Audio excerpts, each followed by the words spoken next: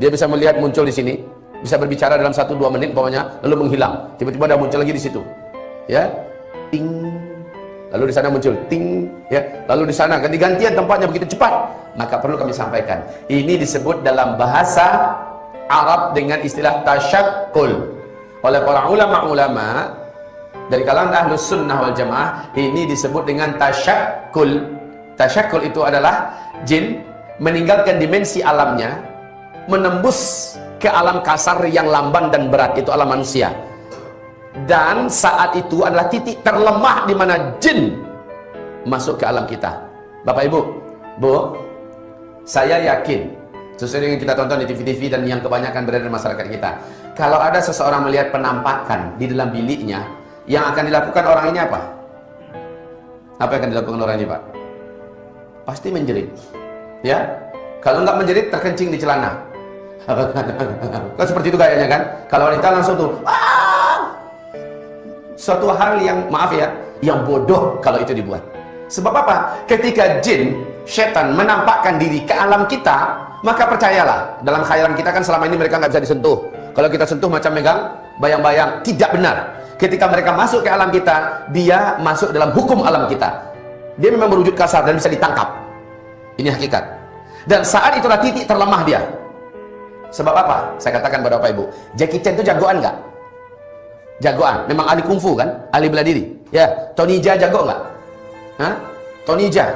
Siapa yang nggak kenal dengan jagoan Tony Jaa? Hah? Kemudian Jet Li jago nggak? Jago memang, ahli bela diri. Tapi jagonya di mana? Jagonya di alam dia, ya kan? Di daratan ini, di alam dia. Coba sekarang Tony Jaa, Jet Li yang lain itu, lemparkan dia ke laut, suruh kelahi dengan ikan hiu. Menang mana? Menang mana? Ikan hiu itu bisa bersilat? Bisa kungfu nggak? Kenapa Jet Li, Jackie Chan, lain-lain itu bisa kalah? Sebab apa? Itu bukan alam dia. Perlu diingat ini ya. Itu bukan alam dia. Di alam yang bukan alamnya, alam itu sangat menyiksa. Sejago-jago ahli renang, ahli selam, berapa lama sih dia mampu menyelam? Berapa lama mampu menyelam? Paling hanya 5 menit, ya. Paling hanya 5 menit, paling lama. Itu dah hebat bener tuh orang. Kalau sanggup menyelam selama 5 menit, pasti dia akan muncul karena dia memerlukan alamnya kembali. Dan semasa dia dalam air, gerakannya lamban. Dia akan menjadi mangsa makhluk-makhluk berbahaya yang ada di dalam air itu. Nah, sekarang kebalikan. Seorang ibu pegang pisau dapur, disuruh berhadapan dengan ikan hiu yang paling ganas, tetapi ikan hiu itu dilemparkan ke dapur. Ibu pegang pisau dapur, menang mana kelahi itu? Hah? Pasti menang ibu. Walaupun tuh ibu nggak jagoan kelahi, nggak usah dia apa-apain ikan hiunya, tunggu aja nggak setengah jam mati itu kan hiu, betul nggak? Apalagi kalau ibu ini menusukkan pisau tadi. Jagonya ikan hiu hanya di alamnya, tapi kalau sudah masuk ke alam kita, dia menjadi mangsa kita, dia menjadi korban kita. Betul? Begitulah tikatnya kita dengan jin di alam jin.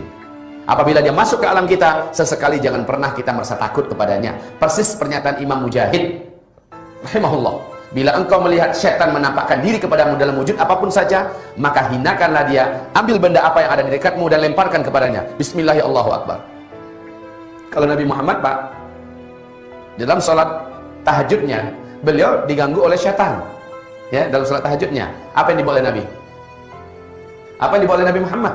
Langsung dicengkramnya dengan tangannya, kemudian dipegangnya leher daripada syaitan tersebut. Syaitan tersebut mengecil sampai lehernya, lidahnya menjulur, kata Rasulullah SAW, sampai ke batas lutut daripada jin ini. Jinnya menjadi kecil, kemudian lidahnya menjulur. Kata Rasulullah, kalaulah aku tidak ingat dengan perjanjian saudaraku Sulaiman dengan bangsa jin, bahwa tidak ada lagi manusia yang akan menguasai jin setelah ini, pasti dia akan saya ikat di tiang.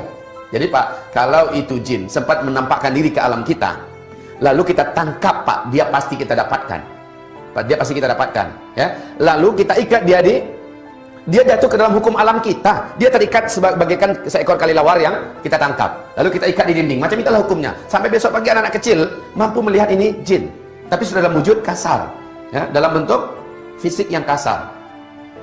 Begitu kaum muslimin.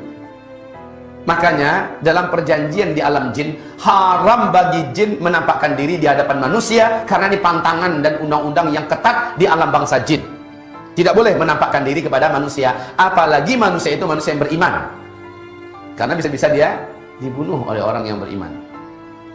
Kaum muslimin, hamba-hamba Allah yang kami muliakan, Jadi fenomena jin menampakkan diri ke alam manusia disebut dengan tasyakkul. Tasyakkul. Jin manakah yang mampu menampakkan diri kepada manusia? Hanyalah jin yang usianya sudah ratusan tahun bahkan ribuan tahun. Jin ini dapat mati. Seluruh jin yang ada, setan yang ada dapat mati. Dan kita bisa membunuhnya, Pak. Jika kita menginginkan, saat dia mengganggu kita, kita bisa membunuhnya. Allah berikan kita senjata. Salah satunya surat Al-Baqarah ayat kursi. Ini bisa membakarnya. Ini bisa menghanguskannya sehangus-hangusnya. Sangat banyak kisah. Di sini didapatkan, silakan cari kitab ini. Di sini didapatkan penjelasan dalam hadis-hadis Nabi yang sahih, di dalam sejarah para ulama salaf, di mana jin dan setan ternyata dapat dibunuh.